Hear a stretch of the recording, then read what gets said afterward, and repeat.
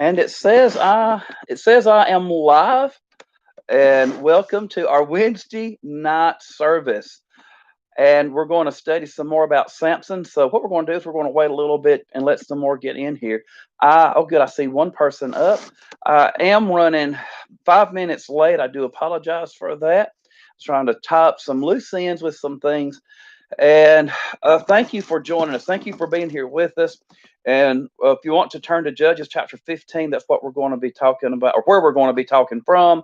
Again, our text from the 11th chapter of Hebrews, time would fail me to tell of Samson. And we're going to go into Samson. And I am kind of using a different view, but as I am looking at this, I'm wondering if I have made a good decision on this view.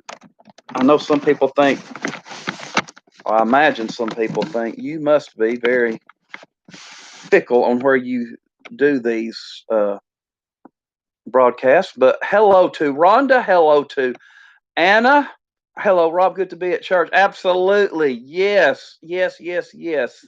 And good to have Anna and Drew with us. And I'm just tickled to have Anna is home, and she is uh Jacksonville. I don't think they're stopping classes, but they're not having it in any building. So anyway, I don't know if I can do this uh turned this way.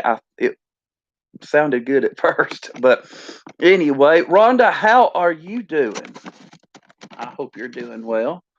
And I know that some of us may be involved in Thanksgiving preparations. And if you are, I hope that you can maybe listen to us while you're cooking or record it and listen to it later.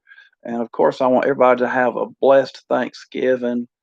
And I'm going to say more about this later, but my personal family has been touched with sadness this week with the passing of my uncle Roy. Roy Pounds passed away yesterday, and I'm going to tell more about that when we get to the end of our stream. But anyway, I want to I want to say that I'm glad to be here with you to study God's Word.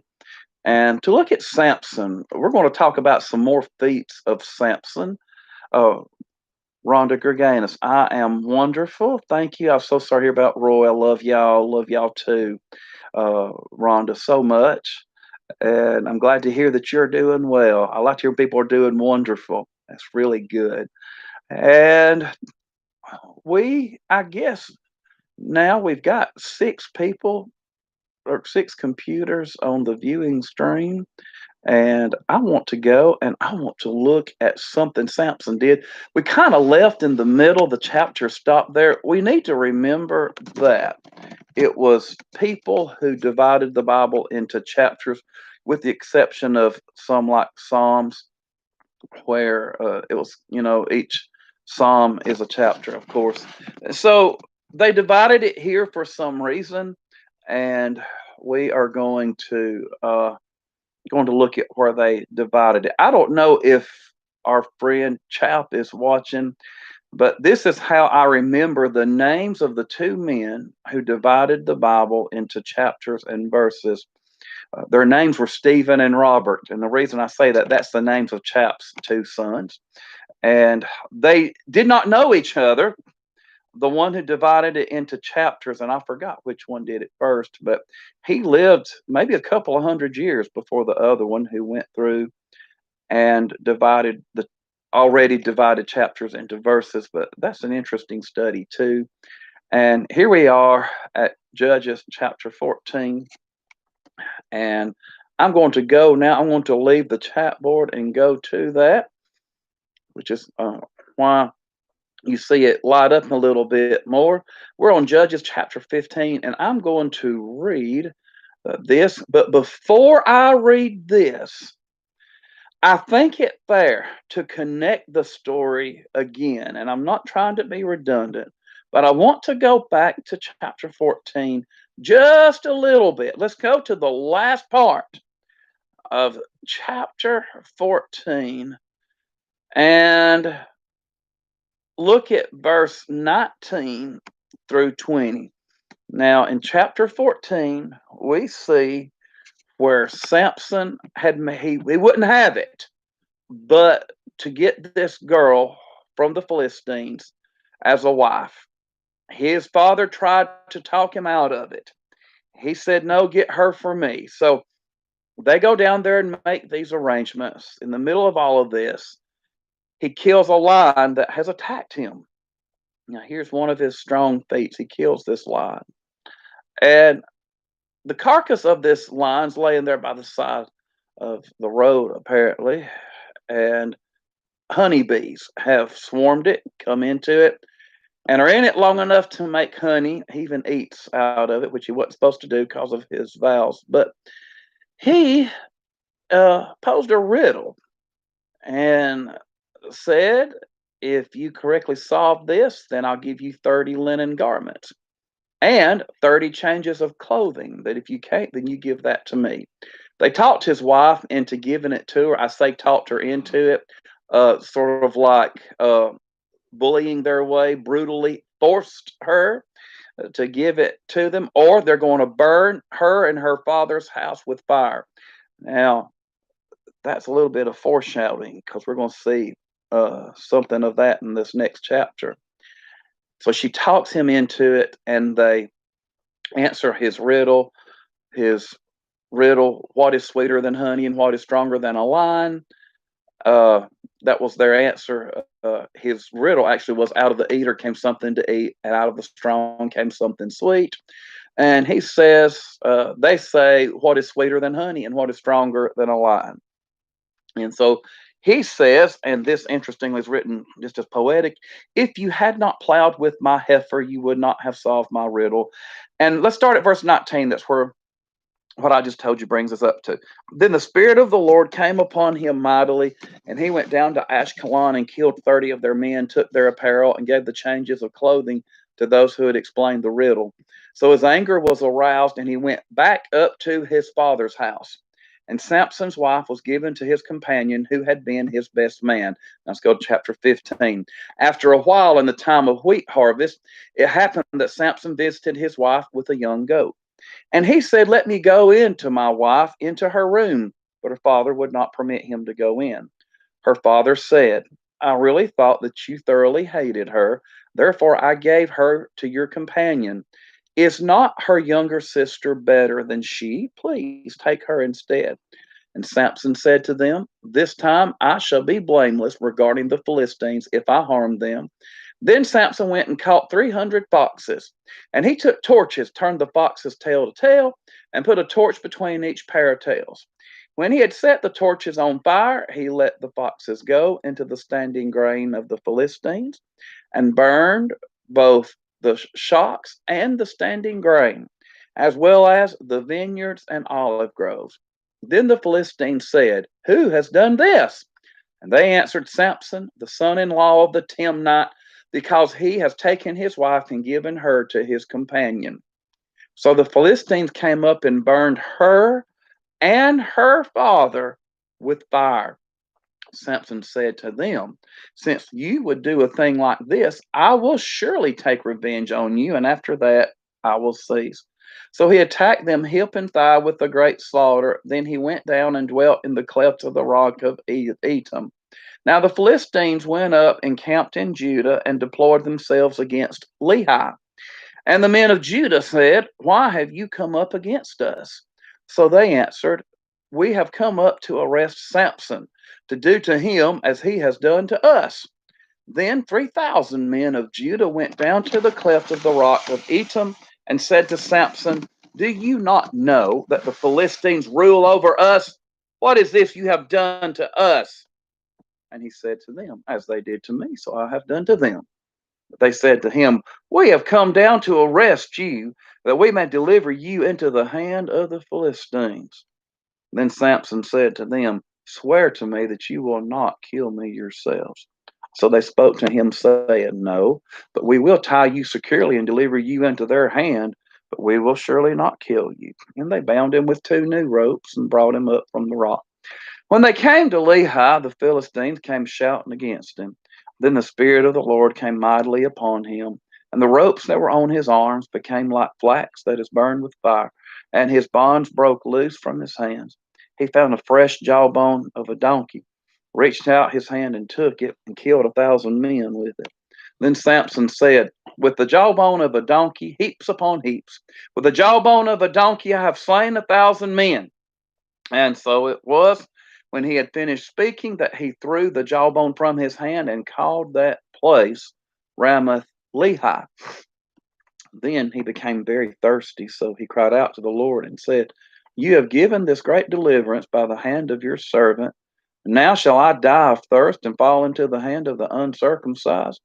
So God split the hollow place that is in Lehi, and water came out. And he drank, and his spirit returned, and he revived. Therefore he called its name On Hakor, which is in Lehi to this day. And he judged Israel 20 years in the days of the Philistines. Okay, let's look at what we've got going on here. Again, I'm going to have to go back to chapter 14. Before I do that, let me get back to my chat board. And Cookie's here. Oh, good. Jared, Olivia, Cookie, and Ollie are listening. Oh, that's awesome. Okay. Here we are with Samson. And I'm sorry, I thought this would be a good idea to turn this way. And I guess I'm not that guy in that real nice chair. I forgot what TV show it is, but I thought it would be look as relaxing as some guy I used to watch on PBS, that he hosted the mystery shows and he was in a big chair and he was kind of turned to the side. That's hard to do, okay? So I can't think of his name, but that's not who I am, and that's quite uncomfortable for me to do. So I'm going to do it this way. All right. Samson.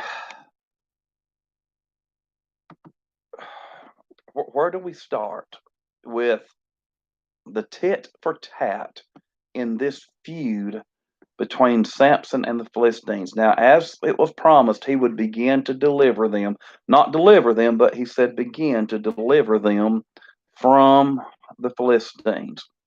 Now, we've already had round one, which was the riddle, and he went and he killed 30 of them. And when he did that, he's so angry at his fiance that he goes back to his father's house. We talked about that last week. Maybe he need to cool down, very much so. Maybe he didn't want her anymore and then changed his mind in chapter 15. I don't know what was going through Samson's mind at this time. But look at this. His anger was aroused. Whatever he was angry. And this anger, it's really good. And I have to give him credit here. When you're as strong as Samson, it's good to get away when you're angry. You know what I mean? Because if he had gone to their house, he might have caused more trouble than it would be worth. And it's a good thing for us today. And we teach this in the fatherhood classes I teach, to know what anger triggers are.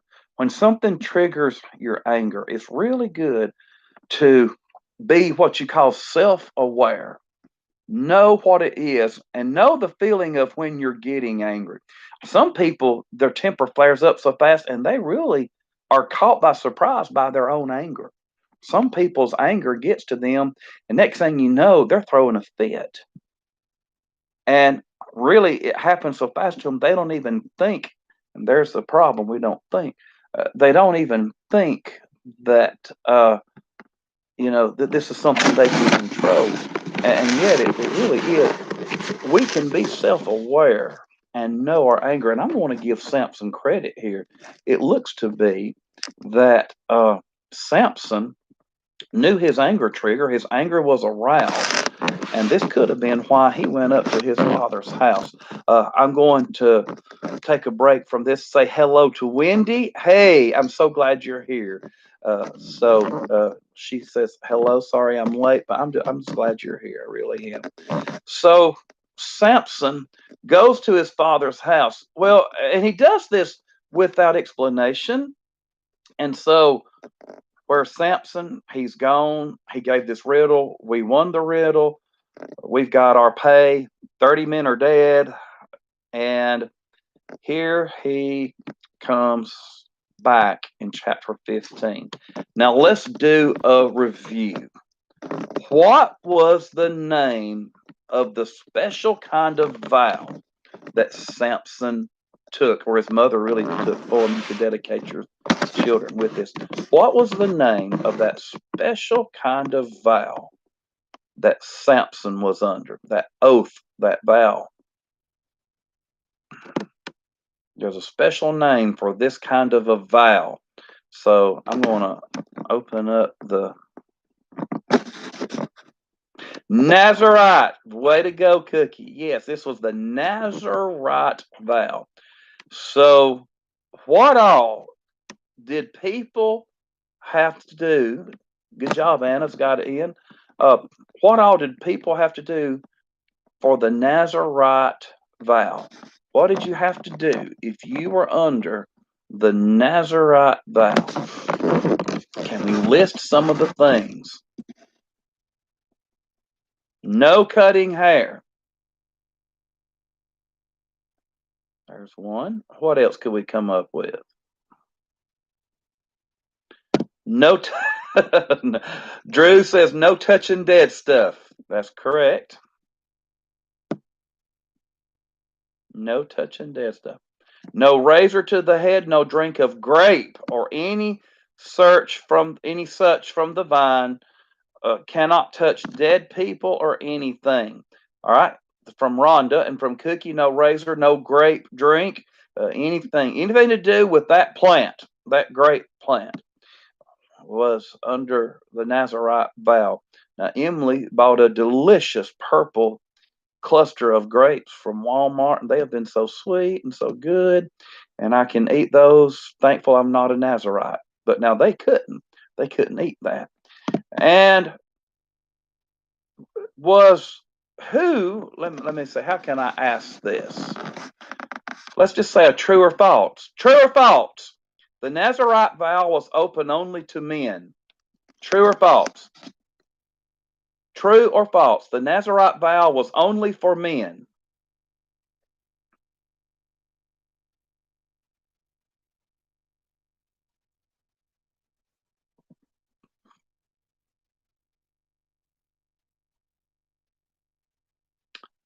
Emily says F, which is false. That is correct.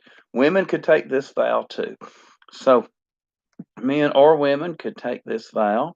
I got some more thoughts that's coming in. Men or women could take this vow, and it could be for just a little while, or it could be all the way up to your whole life.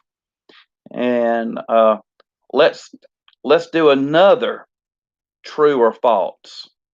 Some people in the New Testament took the Nazarite vow even during the time of the church. True or false? Some people in the New Testament took the vow. And Anna Laura brought up something we forgot. Yeah, they couldn't eat anything unclean either. That is true. I believe it was Numbers chapter 6. We left that out, didn't we? Okay. So true or false? Did people in the New Testament? Yes, absolutely. Anna Laura Cookie's got that in. It's true. Paul did even. And so we have this vow even coming up. Got some more truths coming in. Even coming in with people in the New Testament taking this vow. So here comes Samson, who's supposed to be under this vow. I want to tell you something else I like about Samson. Samson's one of my favorite characters. And of course, as a kid, he was a strong man, and the boys wanted to be like that, etc. But one thing I do like about Samson, or about the record of Samson, is it does record his mistakes.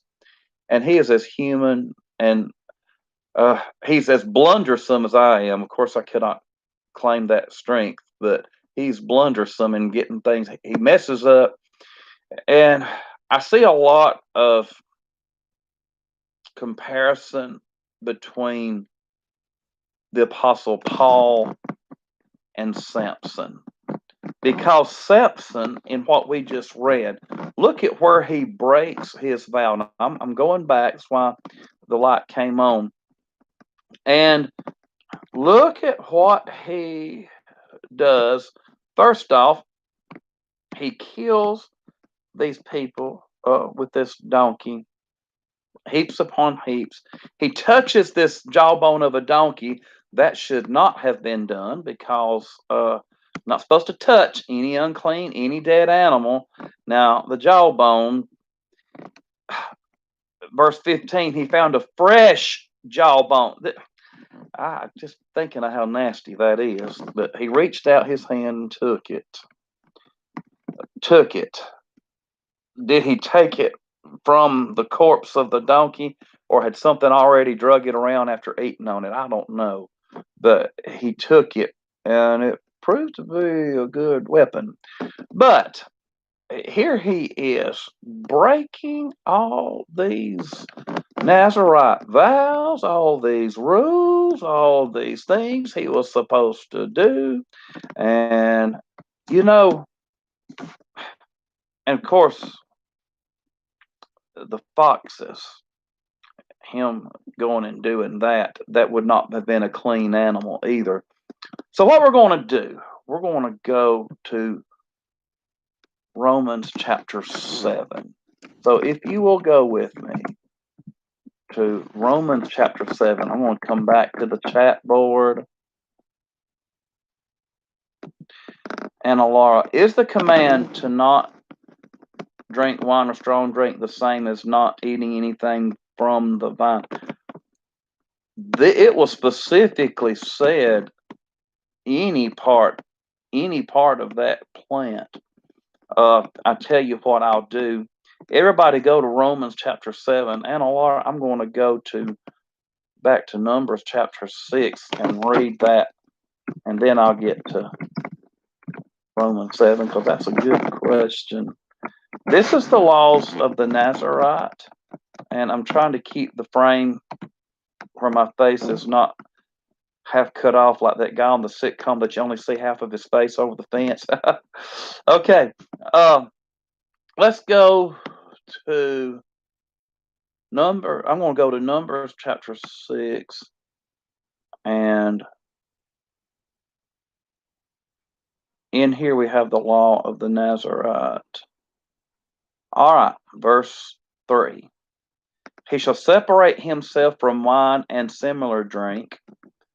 He shall drink neither vinegar made from wine, nor vinegar made from similar drink. Now, we didn't say vinegar a while ago, did we? But vinegar was part of it. All right.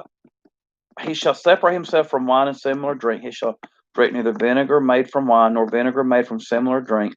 Neither shall he drink any grape juice, nor eat fresh grapes or raisins. All the days of his separation he shall eat nothing that is produced by the grapevine, from seed to skin. So if it's produced by that plant, that grapevine, no, I don't know if it has a kind of a bark on it, none of that. The skin of it, no grape seeds, no grape, the skin of the grapes, the pulp of the grapes, the juice of the grapes, nothing. The leaf, anything, that was not to be touched. And so I'm looking at this question, making sure I answered it right. Is the command to not drink wine or strong drink the same as eating anything from the vine? Well, I would say eating anything from the vine takes it. It's the same command taken a little step further, it looks like. That's the way I would say that. But I hope that answers that question well, and if not, I'll try better. But Samson broke a lot of his vow in the Nazarite sector there. I want to look at what Paul did in Romans chapter 7, because Paul, while nothing like Samson in physical strength, Paul struggles with keeping his vows too. And I'm going to go,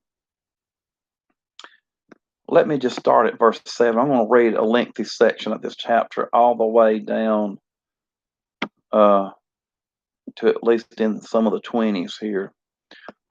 Paul says this, what shall we say then? Is the law sin? Certainly not. On the contrary, I would not have known sin except through the law, for I would not have known covetousness unless the law had said, you shall not covet. But sin, taking opportunity by the commandment, produced in me all manner of evil desire. For apart from the law, sin was dead. I was alive once without the law, but when the commandment came, sin revived and I died. And the commandment which was to bring life, I found to bring death. For sin, taken occasion by the commandment, deceived me, and by it killed me.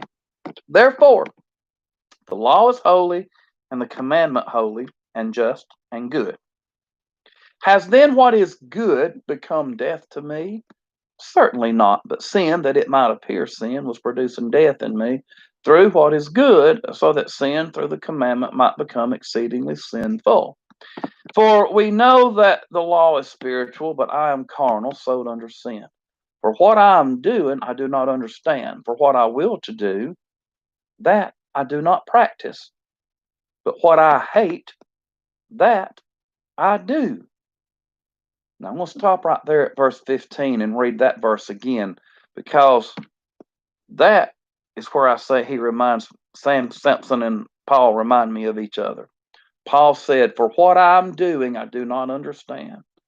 For what I will to do, that I do not practice. But what I hate, that I do. Now, can you identify with the Apostle Paul here? Can you identify with wanting to do what's right but not doing it, and not wanting to do what's wrong but doing it anyway? Then you see how human Paul is and how human Samson is. Reading from verse 16, if then I do what I will not to do, I agree with the law that it is good, but now it's no longer I who do it, but sin that dwells in me. For I know that in me, that is in my flesh, nothing good dwells. For to will is present with me, but how to perform what is good I do not find. For the good that I will to do, I do not do. But the evil I will not to do, that I practice. Now, if I do what I will not to do, it is no longer I who do it, but sin that dwells in me. Now, again, verse 19. The good that I will to do, I do not do. Poor old Samson, he wanted to be with his wife. That would have been, after the wedding, everything was already said, it would have been the best thing to do. It wasn't really good that he went after this Philistine woman, but after arrangements were made and he was married, it would have been the good thing for him to stay with her. Paul said, the good that I will to do, I do not do. Now, Paul says on in Romans 7, verse 19, but the evil I will not to do, that I practice. He practices it. Look at the word practice is put here. When you practice something, it's something you do continually, even maybe bad habits. I don't know. And I don't know if his thorn in the flesh was an evil habit that he couldn't conquer. I don't know. But he says here, if I do what I will not to do, it's no longer I who do it, but sin that dwells in me. Well, it wouldn't have been sin if the law hadn't, made it sin. He wouldn't have known about it. And this makes it sin. Now, I find then a law that evil is present with me, the one who wills to do good. For I delight in the law of God according to the inward man. But I see another law in my members, warring against the law of my mind, and bringing me into captivity to the law of sin, which is in my members. Here we have another case, something Paul explains elsewhere as the body versus the spirit, right? Now, verse 24, Paul says, it's just beautifully stated, "O wretched man that I am, who will deliver me from this body of death? I thank God through Jesus Christ our Lord." So then, with the mind, I myself serve the law of God, but with the flesh, the law of sin. Through Jesus Christ our Lord, who's going to deliver me? Looks as if the answer is Jesus will. Deliver me from this body of death. Paul and Samson, I don't know how much, we don't know how much he struggled with. Apparently, he was angry here, and apparently he went away for some reason because of his anger. And in chapter 15, I'm going to go back to Judges chapter 15.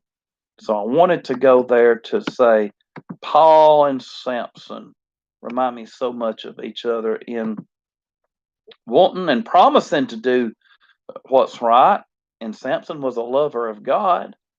But, you know, sometimes impulses and temptations get the best of us.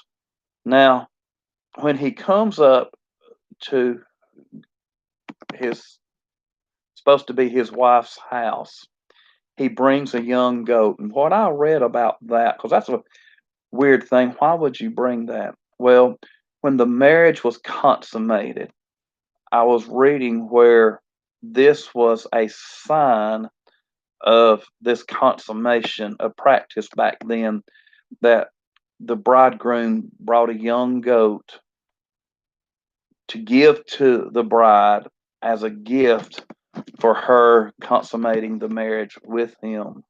And this can be traced, it's believed to be traced back to, you remember back when we have the sons that the original tribes came from still alive, and this, like Judah, when the sons, Reuben, Simeon, Levi, Judah, all of them, when Judah was alive and he went to Tamar's house, that was the price, a goat, a young kid, a young goat. That, by the way, is in Genesis 38, verse 17. He said, "Therefore I will send you a young goat from the flock." She said, "Moreover, will you give a pledge until you send it?" And so it looks to be that this was either a custom already going on or a custom that started because of what Judah did. It reminds us of this anyway, doesn't it? And looking at this visit that he made with this goat is kind of an indication of what kind of marriage this marriage contract had, what kind of marriage they contracted. Kind of like, if you remember Gideon and his concubine, she continued to live in her father's house, and with the husband paying occasional visits. And some have said, and I don't know how to pronounce this, but there's a name for this kind of marriage, and they call it a Sadiga marriage or Sadaga marriage. I'm going to type that in so that, and anyone who knows, maybe, and Jared's listening. Jared, you may know more about this than I do. The Sadaga marriage is an ancient marriage contract where the bride stayed at her father's, I'm typing this out while I'm playing this, at her father's house. And I don't know how long that was. How long did she stay there? I don't believe it would be permanent. And anyway, that, for whatever it's worth, that's the first time I come across this, was studying for this today. So there's something we could study about. Sadiga, Sadaga marriage, an ancient marriage contract where the bride stayed at her father's house. So if anybody knows any more about that and could tell us, that would be appreciated. And I could have butchered the way that is said, or butchered the definition of it, but that's my understanding of it anyway. So, uh, anyway, he brought her this goat, and when he comes, he brings her this goat, and in the meantime, now Samson is left, and that family that he's married. Now, this had to have been a huge disgrace in this day and time. Well, it would be today if the husband leaves. And in the eyes of their whole town, Samson's rushed away. He's not consummated the marriage. Uh, they're embarrassed about it. The family is. Hasn't made any appearance since in his wife's home. And in one way, having this, you can just about see the father in law's side to giving his wife to the best man. But maybe not too. Looking at this, we see this is in the time of the wheat harvest in Judges 15:1. That kind of tells us a different season of the year from when the wedding was. And he visits her with this goat, as we said, and his father-in-law wouldn't let him in. And it's almost as if Samson never says anything about him being late. Now, it's almost as if it just never has occurred to Samson that he's a bit late to consummate this marriage. Maybe he's just going to try it anyway. I do not know.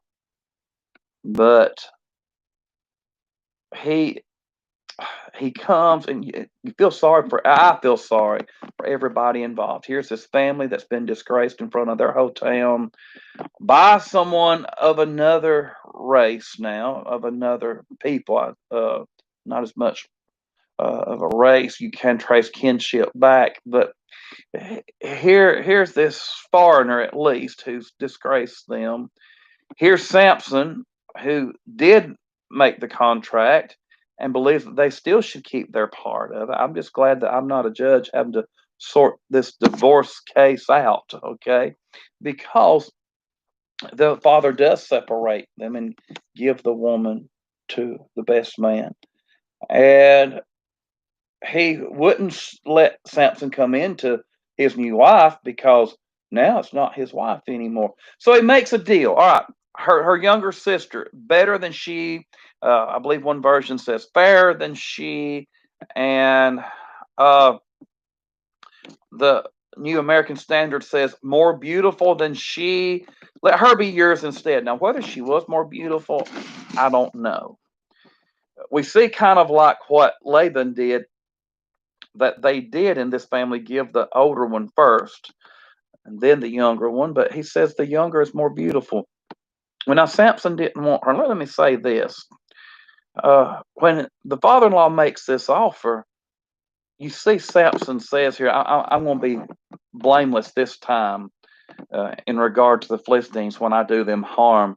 So this is just a blunt rejection of the younger sister. But I'm going to tell you what else this uh, what else this does. I don't know how to say it, but except the way, brother. Let me let me read what J.B. Kaufman says about this. Samson, and I'm quoting: Samson's father-in-law learned, as had Samson's parents, that, and then he quotes, nobody but nobody would be allowed to help Samson get a wife. End quote.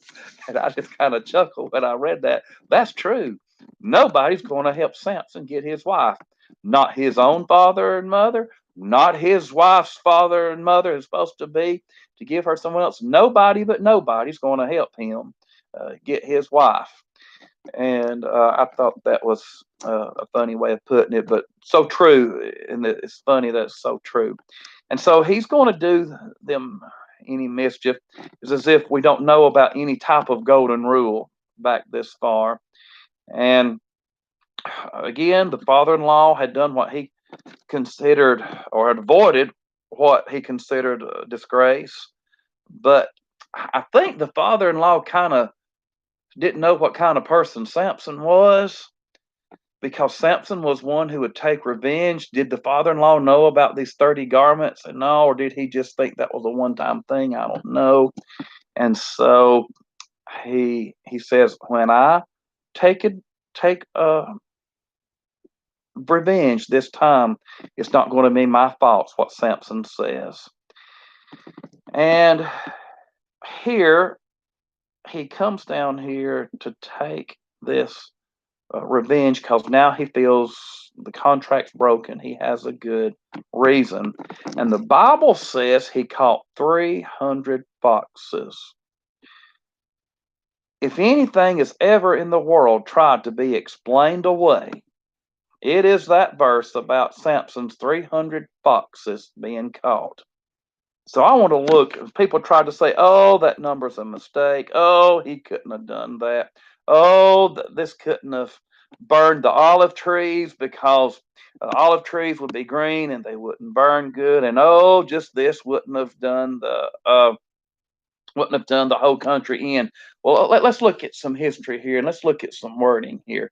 First off, if it's God's will for someone to catch 1,700 foxes, that's how many they're going to catch. So let's just get that off the bat. If God wants Samson to catch that many, that's how many he's going to catch. End of discussion. God who created the foxes, God who created the man who catches them. If God wants them to be done that way, just like God wanted that great fish to catch Jonah, Jonah wasn't going to get out of that thing's mouth because it was God that did it. So these foxes weren't going to get away if it was God's will for them to be caught. And I also studied that some versions and this word that they use for foxes could also refer to jackals. Either way, whatever he caught 300 of them, and he puts them tail to tail, puts firebrands, and turns them loose. Now, another thing that we can consider here too, Gideon, if you remember, was going to take down those idols in his town, and he hired 10 men to do it. Nothing in this section eliminates the possibility that Samson didn't do the same. Samson could have done this too, is what I'm saying. That Samson could have hired some people and let them help him. So there's a possibility too. Now let's go to this. The wheat fields of this section here of Israel, these wheat fields, I understand would have stretched for about 30 or so miles continuously. Now you get a fire in wheat field that's 30 miles long. And we're not talking about just a little field here. And in my mind, I can't picture but a small field, but we've got to look at the grand enormous scale, the grand scale of this. This will be something like those fires we see sometimes out in California that just rage and destroy property. Hundreds of homes and everything else are destroyed. And it's silly to think with a kind of fire like this, the olive trees wouldn't burn. But some people say, well, foxes don't run in packs. How can he catch them? Well, once again, whether they run in packs or whether they run by themselves doesn't matter. If God wants him to catch 300, then he's going to catch 300. And again, he could have employed some fellow people to do this, and it could be how they found out. So he burns their fields. Does he kill the animals? Well, likely so. I don't know. Most likely so. Does God sanction this? It does happen. Whether God sanctioned these foxes as a natural sacrifice of sort to him, not definitely one under the law of Moses, but something given up. I do not know. But the Philistines then, when they find out who's done this, now we love to have a scapegoat. We love to have somebody to blame as human nature. All the fingers point to Samson's fiance, and her father. So the word gets around, well, this happened because the Timnite, uh, his family is the ones who caused this. In verse 6, then the Philistines said, who has done this? And they answered, Samson, the son-in-law of the Timnite, because he has taken his wife and given her to his companion. All of a sudden, now the Philistines are on Samson's side. You won't ever see that again, I don't believe, but they're on Samson's side. And so, well, how dare you do this to him and make him do this to us? And they did burn her and her father with fire. Now, go back to the last chapter. What did we read about Samson's Philistine wife that he got? That they came up to her and they said, and last chapter, 14 and verse 15, entice your husband that he may explain the riddle to us, or else we will burn you and your father's house with fire. Well, maybe they thought this family had been warned, and that's what they did. Such a tragedy. Such a tragedy. If anything, any reason why it was a bad idea for Samson to get involved with this family, here it is. His involvement ultimately caused them a death that if he'd have just let things alone and done what his father said and find him a wife, make himself fall in love, as the saying goes, there's more fish in the sea, let himself fall in love with someone else instead of having to get this girl and her family would have still been alive. That's so sad. And so they burn her house. And of course, with these burning of the fields, it's not going to end things. And it's like he's going to cease when his revenge is complete, so he burns these fields. Feuds never cease. When one side gets its revenge, the other side comes, and the sequel continues. This side and that side. And in fact, as we read, he was going to deliver them from the Philistines. It didn't really cease until we read God's prophecies of this whole nation ceasing, when God, stepped in totally, and they were annihilated and eliminated. Now, hundreds of years, I believe, from where we are now in history. But looking at this, I will avenge, then I will cease, but feuds never cease. And so in verse 15:7, he's going to, since you act like this, I'll surely take revenge on you, but after that, I will quit. And he gets the jawbone. And during this time, he is so I hate to the word gruesome and awesome. He kills these people with this jawbone, but before he does that, look at the conversation that he has with his own people. His own family's turned against, own nation and family turned against him. And he goes and he's going to take revenge on them. It says in verse 8, now look at this. He attacks them hip and thigh with a great slaughter. And then he goes and dwells in the rock with a great slaughter. No numbers given here. And he goes in this rock of Elam, which, from what I have found out, is a very steep cliff, large cave there he could stay in. It's a dangerous place.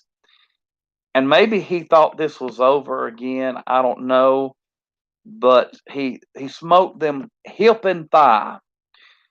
This is an interesting statement. Hip and thigh.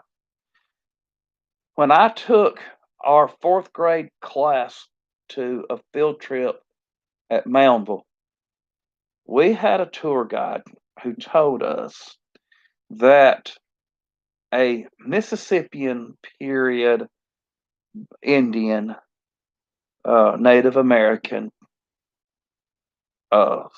warrior, they call theirs warriors, I guess we say warrior instead of soldier, could have an opponent down on the ground with a tomahawk in two whacks. And the whack was where this says here on the hip and below the thigh at the knee. And he demonstrated, he had someone stand up. They could hit them on one side here and here and have the person down on the ground with two quick whacks.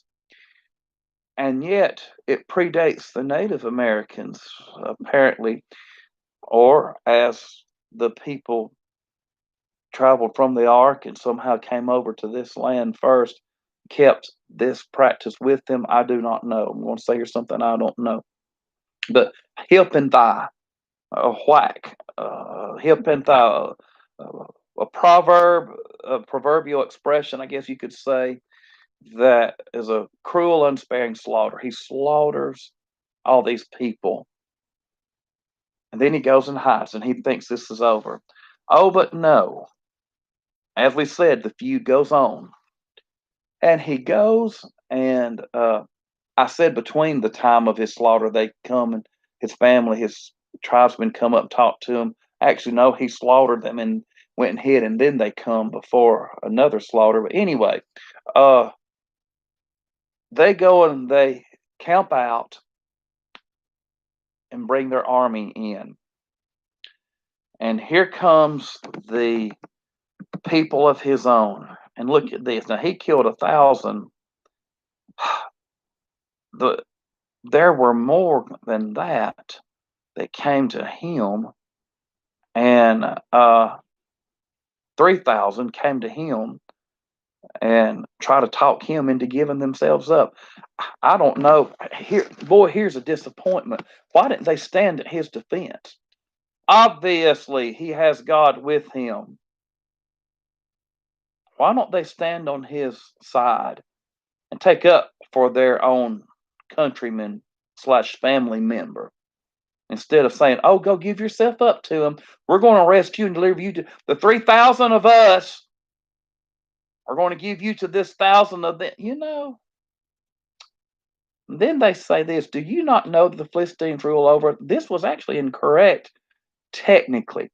Now, they, in another technical sense, were ruling over by dominance, but not as much as like when Nebuchadnezzar really took over them, or when the Romans or the Greeks took over them. The Philistines sort of inched their way in and sort of just moved themselves into rule over them. And they said, what is this you've done to us? His blunt answer, well, I did what they did to me. As they did to me, so I've done to them. And they said, well, okay, they're not going to argue with him because what he said was true. Well, let's move on to something else. Even though, don't confuse me with the facts. We're going to arrest you anyway. And we're going to take you to the Philistines. Look what he tells them. Swear to me that you will not kill me yourselves. Isn't that funny that was what he was worried about? You're worried about your own people killing you before you are someone else. Your own people killing you before someone else. It's very difficult not to be disgusted with these men of Judah. And I'm just going to tell you, that's just disgusting. They're willing to betray their brother in the hands of their enemy instead of rallying to his defense. And yet, Samson says, okay, I'll let you bind me. But he's going to make sure that because this is how disgusting his countrymen are at this time, they make sure they do not slay him themselves. Okay. He goes up to him. And everything goes according to plan up to a point. Here comes 1,000 of them again to make 3,000, bringing this man. Again, there's disgust and cowardly how they are. And here comes 3,000 men to turn one man over to 1,000 men, to his shouting enemies.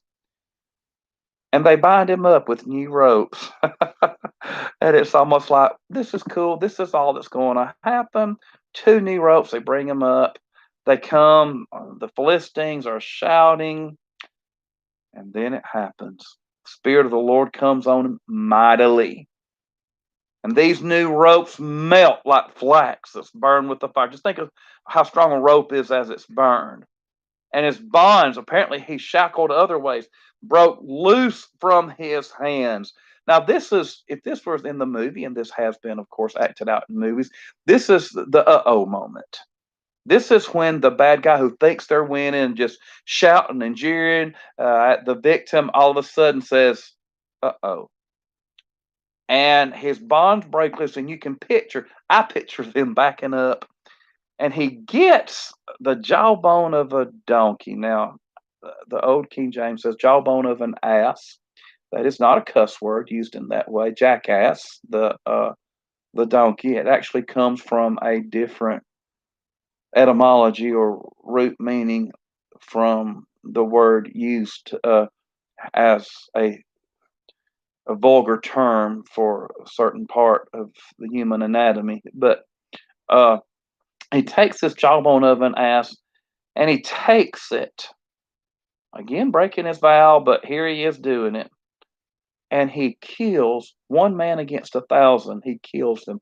Well, if God's on your side, it don't matter how many you got. Noah was one family against the world. Samson was one man against 1,000, and he killed him with the jawbone of a donkey, heaps upon heaps. Now, that's kind of a play of words there. Uh, where part of a word, someone said you could translate it this way, okay? With the jawbone of an ass, I have piled them in a mass. We could say it that way. Or, with the jawbone of an ass, I have assailed, ASSAILED, assailants. That is, I have killed the ones who come after me to kill me, the assailant. I have assailed assailant. And so we have 1,000 men. There's no reason to think it wasn't 1,000 men here. They call this place Ramath Lehi. The heel of the jawbone is what that means, if you want to write that down. They called that place the heel of the jawbone. And then after this is over, as you can imagine, he's thirsty. Well, he's killed 1,000 men. He has every reason to be thirsty. And even though they've ganged up on, you can know that they tried their best to gang up and kill him. Certainly, they're not going to take him line up one at a time when they can just all get him, because they're trying to get him, and they're trying to get him, and then they, as slang says, they got. Anyway, he prays, and this is the only prayer we see between Samson and God up until his death. The only time we see him praying, and he says this: "You have given this great deliverance by the hand of your servant, and now shall I die of thirst and fall into the hand of the uncircumcised?" And so God, now here's a translation pickle here, because it looks like the jawbone itself spurts water. But remember, and I believe the New King James has this clearer: split the hollow place that is in Lehi, and water came out, and he drank. Jawbone donkey was also the name of the place where he is. And the New King James seems to have this clearer: split the hollow place that is in Lehi, and water came out from the heel, from the name, the heel, which was also called the donkey. Okay. Either one, whether he's talking about the jawbone itself, I personally would not think that God would make the jawbone have the water come out with Samson not supposed to be able to eat anything unclean and all. And not only has his jawbone now started out unclean, being part of a dead corpse, but it has uh, produced many corpses, dead corpses. And I, I would not think that the Lord would allow water to come from that and want Samson to drink it. It makes more sense that the donkey hears the heel of the donkey, and it makes sense that there's a hollow place that's in there, and water comes out, and he drinks. His spirit returned, and he revives. So he calls this place Unhakor, which is in Levi today, and uh, gives God the glory. And the name here that he calls it the spring of the caller, or the spring of him who called upon God. Maybe even like in Hebrew, there's a bird they call the caller, which really is a partridge. Is what it is. It's called the caller, and eventually, I believe this was called the spring of the partridge.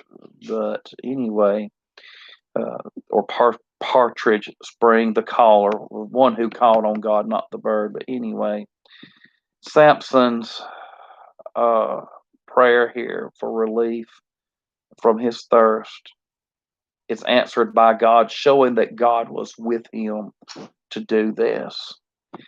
And then we see him judging Israel for a period of 20 years.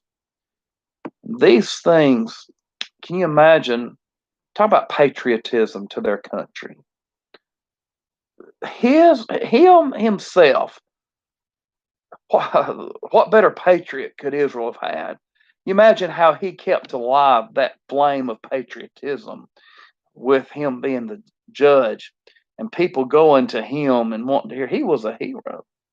And for 20 years, during this long Philistine oppression, he judges. And it appears, too, that the Philistines didn't try to interfere with that. Him judging during this 20 years, except for near the end of it. And probably, which we'll read at the end of Judges 16.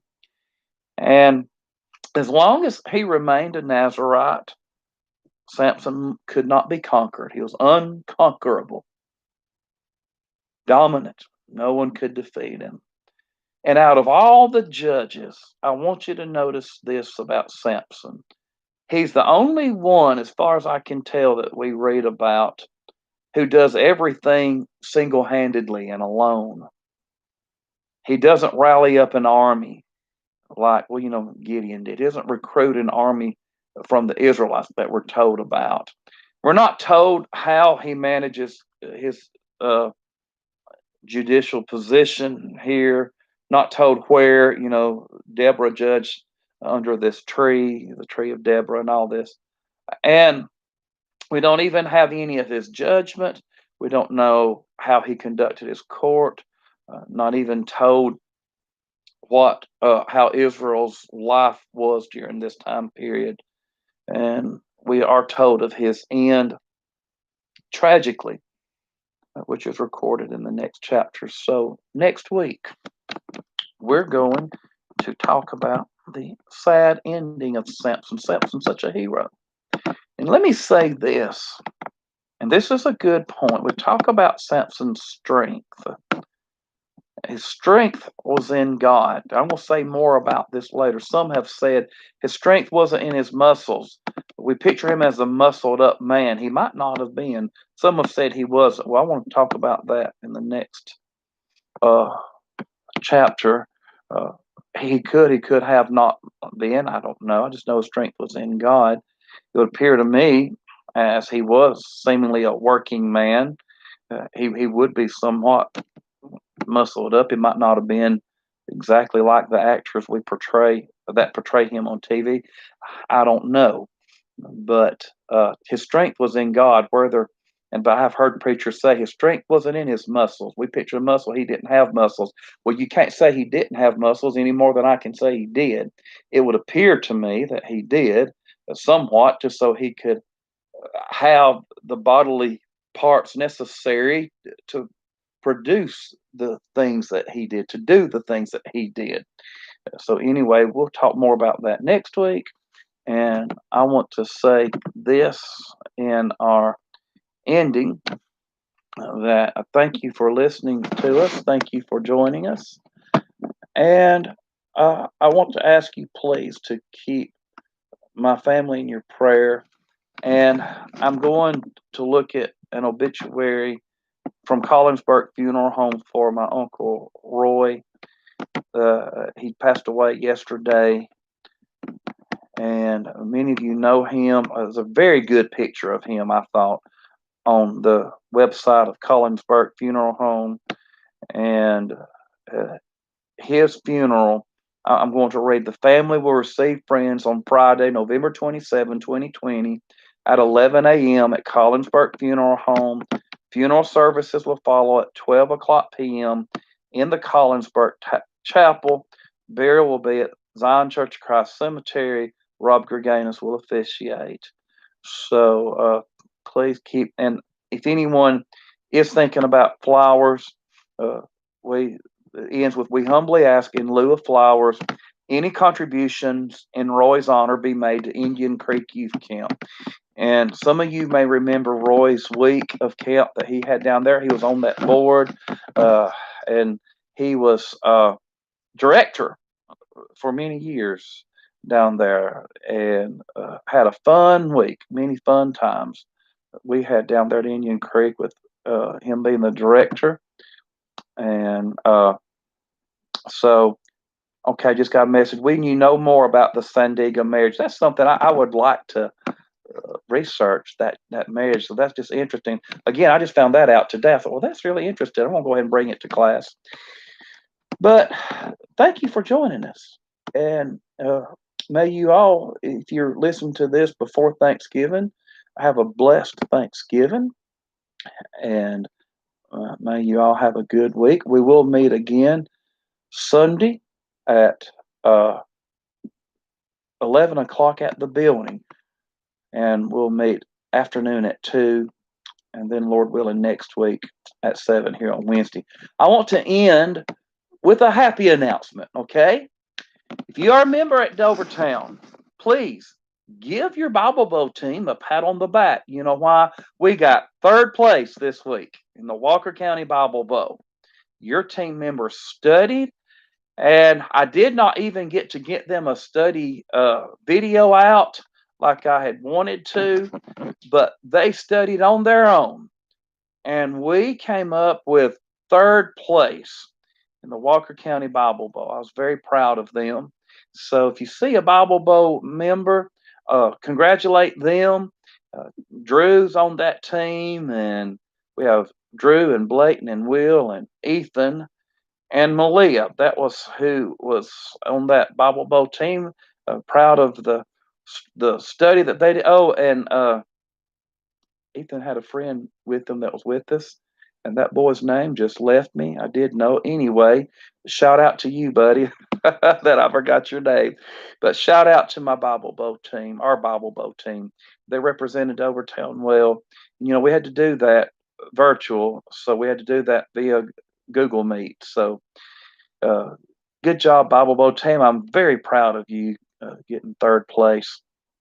And we hope to study some more on next month's Bible Bowl.